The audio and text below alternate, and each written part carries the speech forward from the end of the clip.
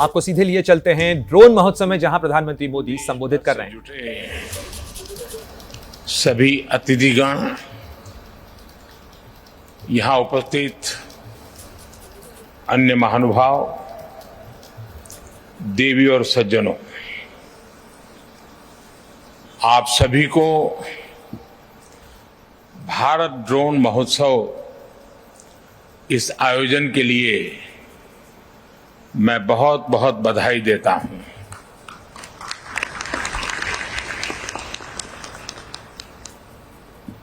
मैं देख रहा हूं कि सभी वरिष्ठ लोग यहां मेरे सामने बैठे हैं।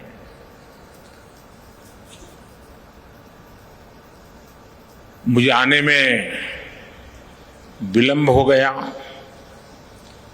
विलंब इसलिए नहीं हुआ कि मैं देर से आया, यहां तो मैं समय पर आ गया था, लेकिन ये ड्रोन की जो प्रदर्शनी लगी है उसे देखने में मेरा मन ऐसा लग गया कि मेरा समय का ध्यान नहीं रहा। इतना लेट आया, फिर भी मैं मुश्किल से 10% चीजों को देख पाया, और मैं इतना प्रभावित हुआ। अच्छा होता मेरे पास समय होता, मैं पूरा एक एक स्टॉल पे जाता, हर नौजवानों ने जो काम किया है उसको देखता, उनकी कथा सुनता। सब तो नहीं कर पाया, लेकिन जो भी मैं कर पाया, मैं आप सबसे आग्रह करूंगा, मैं सरकार के भी सभी विभागों से आग्रह करूंगा कि आपके अलग अलग स्तर के जितने अधिकारी हैं, जो पॉलिसी मेकिंग में जिनका रोल रहता है, वे जरूर 2-3 घंटे यहां निकालें, एक एक चीज को समझने की कोशिश करें। यहां उनको टेक्नोलॉजी को देखने को मिलेगा और उनको अपने दफ्तर में ये पता चलेगा कि ये टेक्नोलॉजी अपने यहां ऐसे उपयोग में हो सकती है। यानी गवर्नेंस में भी अनेक ऐसे इनिशिएटिव हैं जो हम इसके आधार पर चला सकते हैं। लेकिन मैं वाकई मैं कहता हूं कि मेरे लिए एक बहुत ही सुखद अनुभव रहा आज, और भारत के नौजवान, और मैं हैरान, खुशी इस बात की होती थी कि जिन जिन स्टॉल पे गया तो वो बड़े गर्व से कहता था, साहब ये मेक इन इंडिया है, ये सब हमने बनाया है।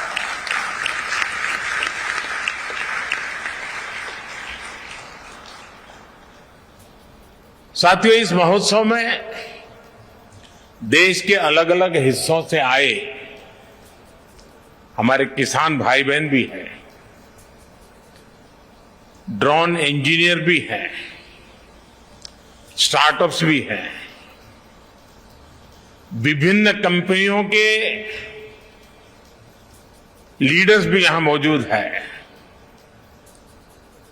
और 2 दिनों में यहां हजारों लोग इस महोत्सव का हिस्सा बनने वाले हैं, मुझे पक्का विश्वास है। और अभी एक तो मैंने प्रदर्शनी भी देखी, लेकिन जो एक्चुअली ड्रोन के साथ अपना कामकाज चलाते हैं, और उसमें कई युवा किसानों से मुझे मिलने का मौका मिला, जो खेती में ड्रोन टेक्नोलॉजी का उपयोग कर रहे हैं। मैं उन युवा इंजीनियर से भी मिला जो ड्रोन टेक्नोलॉजी को प्रोत्साहित कर रहे हैं। आज 150 ड्रोन पायलट सर्टिफिकेट भी यहां दिए गए हैं। मैं इन सभी ड्रोन पायलट्स को और इस काम में जुड़े हुए सभी को अनेक अनेक शुभकामनाएं देता हूं। साथियों, ड्रोन टेक्नोलॉजी को लेकर भारत में जो उत्साह देखने को मिल रहा है वो अद्भुत है। ये जो ऊर्जा नजर आ रही है वो भारत में ड्रोन सर्विस और ड्रोन आधारित इंडस्ट्री की लंबी छलांग का प्रतिबिंब है। ये भारत में एम्प्लॉयमेंट जनरेशन के एक उभरते हुए बड़े सेक्टर की संभावनाएं दिखाती है। आज भारत स्टार्टअप पावर के दम पर दुनिया में ड्रोन टेक्नोलॉजी का सबसे बड़ा एक्सपर्ट बनने की ओर तेज गति से आगे बढ़ रहा है। साथियों, ये उत्सव सिर्फ एक टेक्नोलॉजी का नहीं, बल्कि नए भारत की नए गवर्नेंस का, नए प्रयोगों के प्रति अभूतपूर्व पॉजिटिविटी का भी उत्सव है। संयोग से 8 वर्ष पहले यही वो समय था जब भारत में हमने सुशासन के नए मंत्रों को लागू करने की शुरुआत की थी। मिनिमम गवर्नमेंट, मैक्सिमम गवर्नेंस के रास्ते पर चलते हुए ease of living, ease of doing business को हमने प्राथमिकता बनाया। हमने सबका साथ, सबका विकास के मंत्र पर चलते हुए देश के हर नागरिक, हर क्षेत्र को सरकार से कनेक्ट करने का रास्ता चुना। देश में सुविधाओं का, पहुंच का, डिलीवरी का एक जो डिवाइड हमें अनुभव होता था, उसके लिए हमने आधुनिक टेक्नोलॉजी पर भरोसा किया, उसे एक महत्वपूर्ण ब्रिज के रूप में व्यवस्था का हिस्सा बनाया। जिस टेक्नोलॉजी तक देश के एक बहुत छोटे से वर्ग की पहुंच थी, हमारे यहां मान लिया गया टेक्नोलॉजी एक बड़े रईस लोगों का कारोबार है, सामान्य मानवी की जिंदगी में उसका कोई स्थान नहीं है। उस पूरी मानसिकता को बदल करके हमने टेक्नोलॉजी को सर्वजन के लिए सुलभ करने की दिशा में अनेक कदम उठाए हैं और आगे भी उठाने वाले हैं। साथियों, जब टेक्नोलॉजी की बात आती है तो हमने देखा है हमारे यहां कुछ लोग टेक्नोलॉजी का डर दिखाकर उसे नकारने का प्रयास भी करते हैं। ये टेक्नोलॉजी आएगी तो ऐसा हो जाएगा, वैसा हो जाएगा। अब ये बात सही है कि एक जमाने में पूरे शहर में एक टावर हुआ करता था, उसकी घड़ी के घंट बजते थे और गांव का समय तय होता था। तब किसने सोचा था कि हर गले हर एक की कलाई पे घड़ी लगेगी? तो जब परिवर्तन आया होगा तो उनको भी अजूबा लगा होगा। और आज भी कुछ लोग होंगे जिनको मन करता होगा हम भी गांव में एक टावर बना दें और वहां भी एक बड़ी घड़ी लगा दें। इस जमाने में उपयोगी होगा। यानी जो बदलाव होता है, उस बदलाव के साथ हमें अपने को बदलना, व्यवस्थाओं को बदलना, तभी प्रगति संभव होती है। हमने हाल ही में कोरोना वैक्सीन के दौरान भी बहुत अनुभव किया है।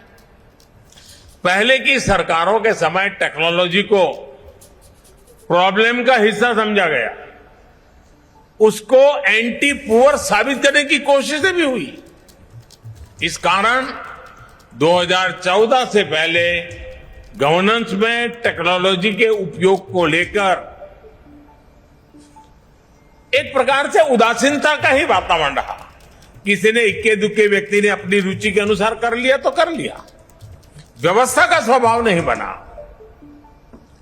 इसका सबसे अधिक नुकसान देश के गरीब को हुआ है, देश के वंचित को हुआ है, देश के मिडिल क्लास को हुआ है, और जो एस्पिरेशंस के जज्बे से भरे हुए लोग थे उनको निराशा की गर्त में जिंदगी गुजारने के लिए मजबूर होना पड़ा है। साथियों, हम इस बात का इनकार नहीं करते कि नई टेक्नोलॉजी डिस्ट्रप्शन लाती है। वो नए माध्यम खोजती है, वो नए अध्याय लिखती है, वो नए रास्ते, नई व्यवस्था भी बनाती है। हम सभी ने वो दौर देखा है कि जीवन से जुड़े कितने ही आसान विषयों को कितना मुश्किल बना दिया गया था। मुझे नहीं पता कि आप में से कितने लोगों ने बचपन में राशन की दुकान पर अनाज के लिए, केरोसिन के लिए, चीनी के लिए लाइन लगाई होगी, लेकिन एक समय ऐसा था कि घंटों इसी काम में लाइन में लगे हुए गुजर जाते थे। और मुझे तो अपना बचपन याद है कि हमेशा एक डर रहता था कि कहीं ऐसा तो नहीं कि मेरा नंबर आने तक अनाज खत्म हो जाएगा, दुकान बंद होने का समय तो नहीं हो जाएगा। ये डर 7-8 साल पहले हर गरीब के जीवन में रहा ही रहा हो। लेकिन मुझे संतोष है कि आज टेक्नोलॉजी की मदद से हमने इस डर को समाप्त कर दिया है। अब लोगों में एक भरोसा है कि जो उनके हक का है वो उन्हें मिलेगा ही मिलेगा। टेक्नोलॉजी ने लास्ट माइल डिलीवरी को सुनिश्चित करने में, सैचुरेशन के विजन को आगे बढ़ाने में बहुत बड़ी मदद की है। और मैं जानता हूं कि हम इसी गति से आगे बढ़कर अंत्योदय के लक्ष्य को प्राप्त कर सकते हैं। बीते 7-8 वर्षों का अनुभव मेरा विश्वास और मजबूत करता है। मेरा भरोसा बढ़ता जा रहा है। जनधन, आधार और मोबाइल की त्रिशक्ति, जैम, इस ट्रिनिटी की वजह से आज हम देश भर में पूरी पारदर्शिता के साथ गरीब को उसके हक की चीजें, जैसे राशन जैसी बातें, हम पहुंचा पा रहे हैं। इस महामारी के दौरान भी हमने 80 करोड़ गरीबों को मुफ्त राशन सुनिश्चित किया है। साथियों, ये हमारे टेक्नोलॉजी सॉल्यूशन की करेक्टली डिजाइन करने, एफिशिएंटली डेवलप करने और प्रॉपरली इंप्लीमेंट करने की शक्ति है कि आज भारत दुनिया का सबसे बड़ा वैक्सीनेशन अभियान सफलता से चला रहा है। आज देश ने जो रोबोट्स यूपीआई फ्रेमवर्क डेवलप किया है, उसकी मदद से लाखों करोड़ रुपए गरीब के बैंक खाते में सीधे ट्रांसफर हो रहे हैं।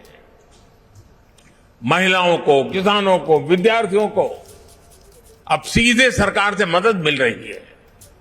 21वीं सदी के नए भारत में, युवा भारत में हमने देश को नई स्ट्रेंथ देने के लिए, स्पीड और स्केल देने के लिए टेक्नोलॉजी को अहम टूल बनाया है।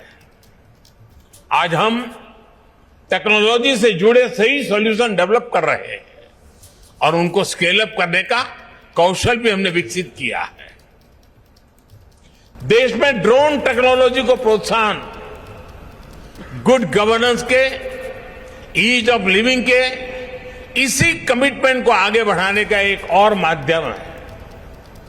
ड्रोन के रूप में हमारे पास एक और ऐसा स्मार्ट टूल आ गया है जो बहुत जल्द सामान्य से सामान्य भारतीय के जीवन का हिस्सा बनने जा रहा है।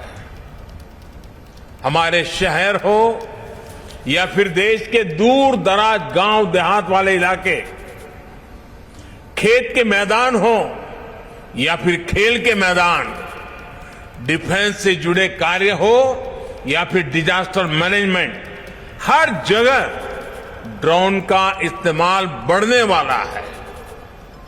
इसी तरह टूरिज्म सेक्टर हो, मीडिया हो, फिल्म इंडस्ट्री हो, ड्रोन इन क्षेत्रों में क्वालिटी और कंटेंट दोनों को बढ़ाने में मदद करेगा। अभी जितना इस्तेमाल हो रहा है ड्रोन का, उससे कहीं ज्यादा इस्तेमाल हम आने वाले दिनों में देखने वाले हैं। मैं सरकार में हर महीने एक प्रगति कार्यक्रम चलाता हूं। सभी राज्यों के मुख्य सचिव स्क्रीन पर होते हैं, टीवी के, और अनेक विषयों की चर्चा होती है। और मैं उनसे आग्रह करता हूं कि ड्रोन से जो प्रोजेक्ट चल रहा है, मुझे वहां का पूरा लाइव डेमोन्स्ट्रेशन दीजिए। तो मैं बड़ी आसानी से चीजों को कोरिलेट करके वहां निर्णय करने की सुविधा बढ़ जाती है। जब केदारनाथ का पुनर्निर्माण का काम शुरू हुआ, अब हर बार तो मेरे लिए केदारनाथ जाना मुश्किल था, तो मैं रेगुलरली केदारनाथ में कैसे काम चल रहा है, कितनी तेज गति से, तो वहां से ड्रोन के द्वारा रेगुलर मेरे दफ्तर में बैठ करके उसकी जब भी रिव्यू मीटिंग होती थी तो मैं ड्रोन की मदद से केदारनाथ के डेवलपमेंट के काम को रेगुलर मॉनिटर करता था। यानी आज सरकारी कामों की क्वालिटी को भी देखना है, तो मुझे जरूरी नहीं कि मैं पहले से बता दूं कि मुझे वहां इंस्पेक्शन के लिए जाना है, तो फिर तो सब कुछ ठीक ठाक हो ही जाएगा। मैं ड्रोन भेज दूं, पता वही लेकर के आ जाता है और उनको पता तक नहीं चलता है कि मैंने जानकारी ले ली है।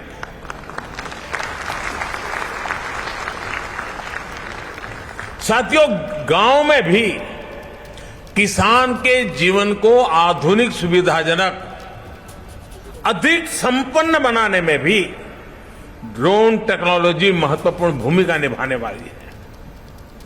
आज गांवों में अच्छी सड़कें पहुंची हैं, बिजली पानी पहुंचा है, ऑप्टिकल फाइबर पहुंच रहा है, डिजिटल टेक्नोलॉजी का अभूतपूर्व विस्तार हुआ है।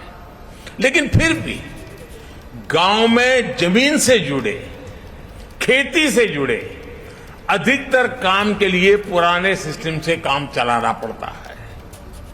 उस पुराने सिस्टम में हर प्रकार का वेस्टेज है, परेशानियां भी बहुत हैं और प्रोडक्टिविटी तो पता नहीं, तय नहीं कर पाते कुछ हुआ कि नहीं हुआ। इसका सबसे अधिक नुकसान हमारे गांव के लोगों को होता है, हमारे किसानों को होता है, और उसमें भी ज्यादा हमारे छोटे किसानों को होता है।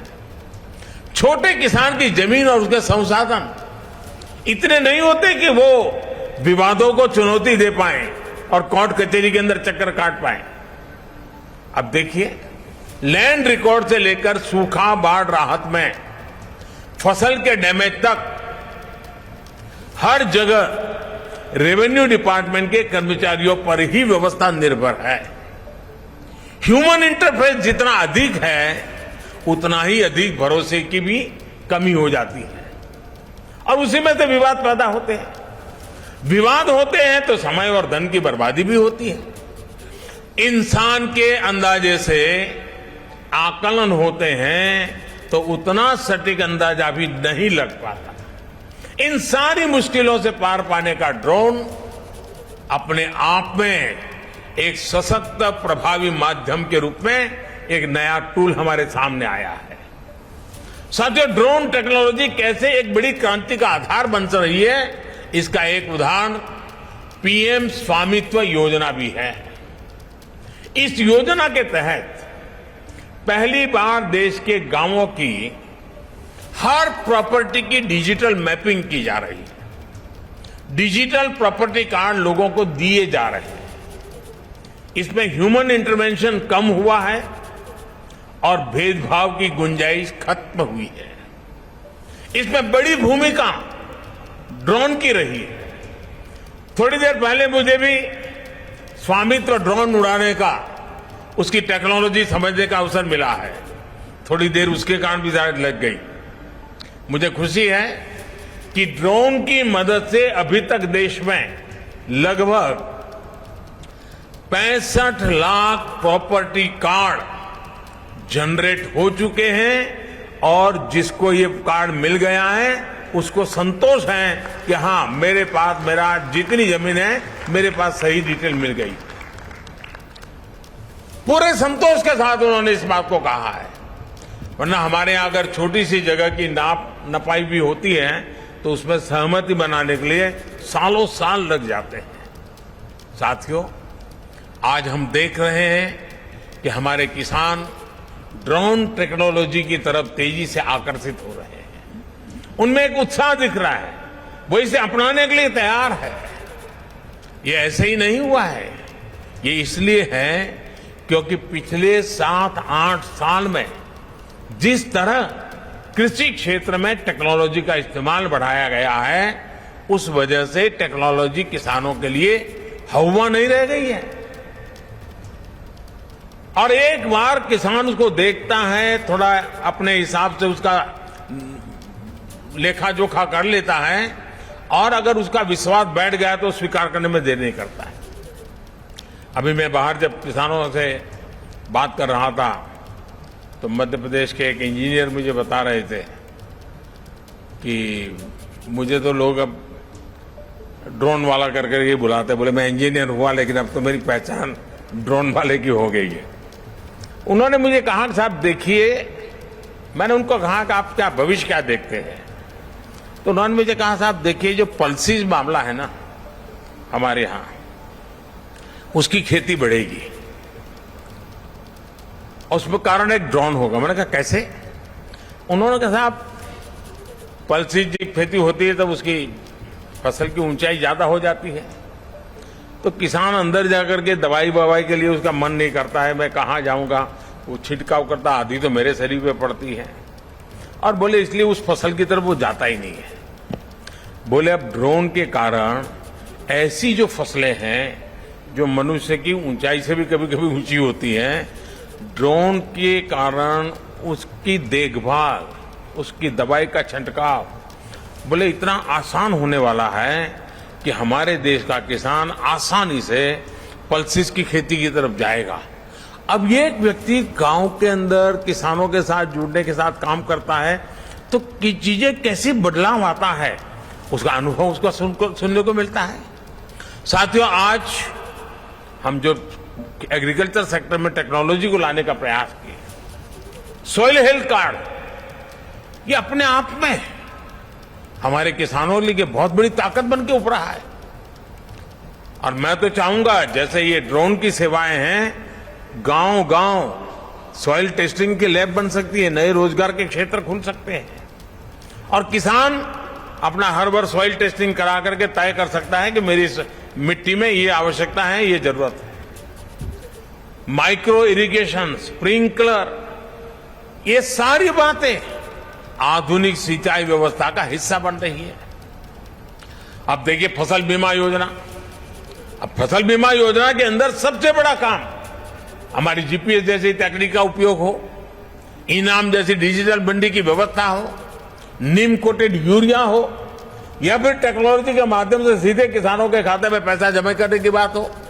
बीते 8 साल में जो ये प्रयास हुए हैं उसने किसानों का टेक्नोलॉजी के प्रति भरोसा बहुत ज्यादा बढ़ा दिया है।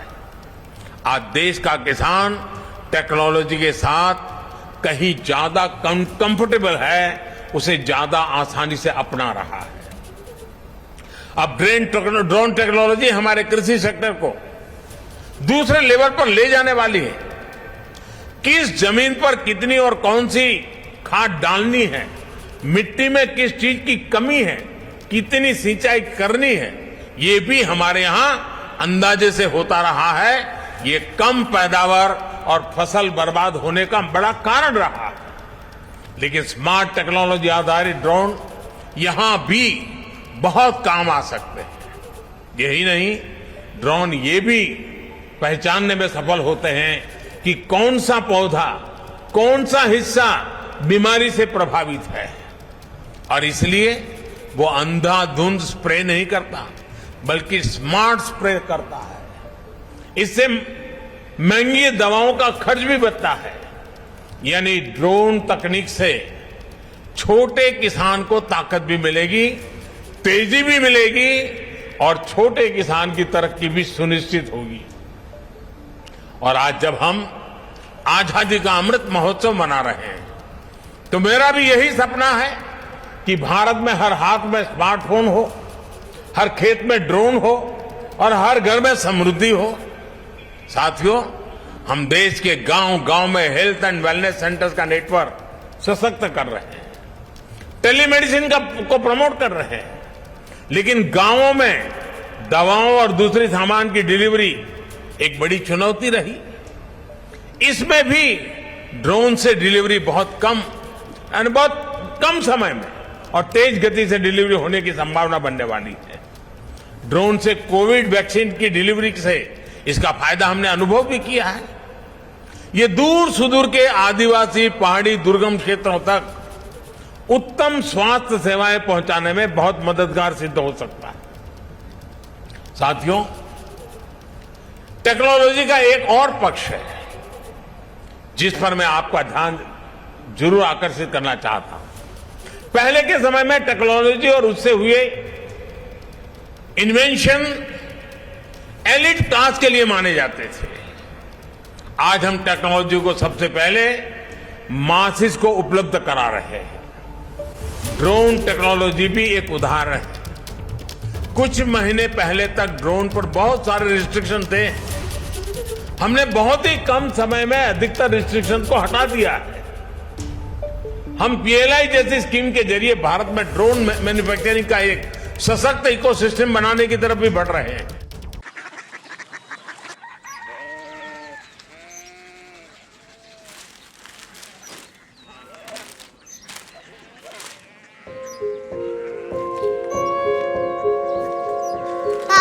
बाबा कोरिया सिटी जानी ना।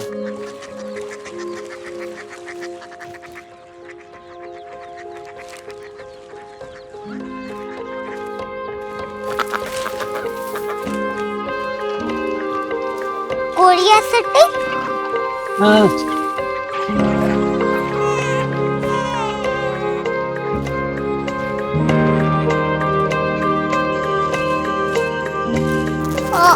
कोरिया सिटी कहाँ पे है? शहर अंग्रेजी लगे हैं।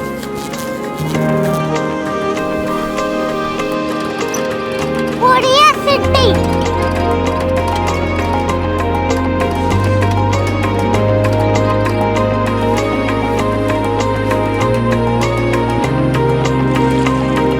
वो बहुत दूर है।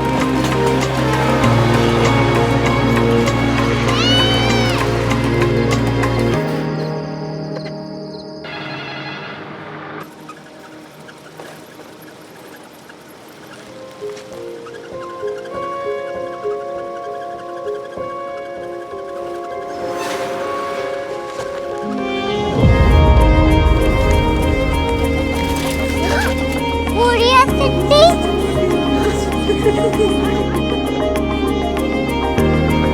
दुनिया को नहीं, कुछ लोग बड़े होते हैं। कोरिया सिटी कहाँ है? प्रोफेसर साहब को पता होगा।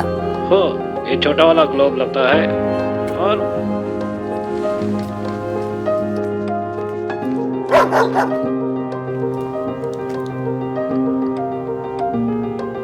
पता नहीं, मेरी बेटी से जाके मिल लो, शायद उसे मालूम हो।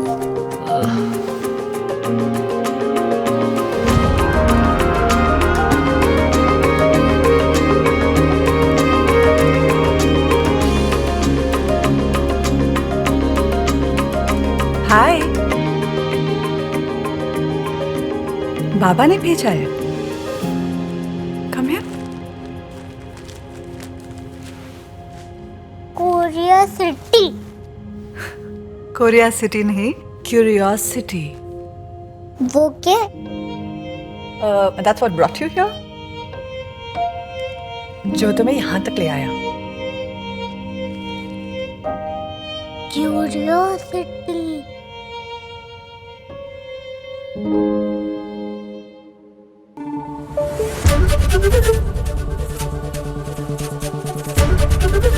एबीपी न्यूज आपको रखे आगे।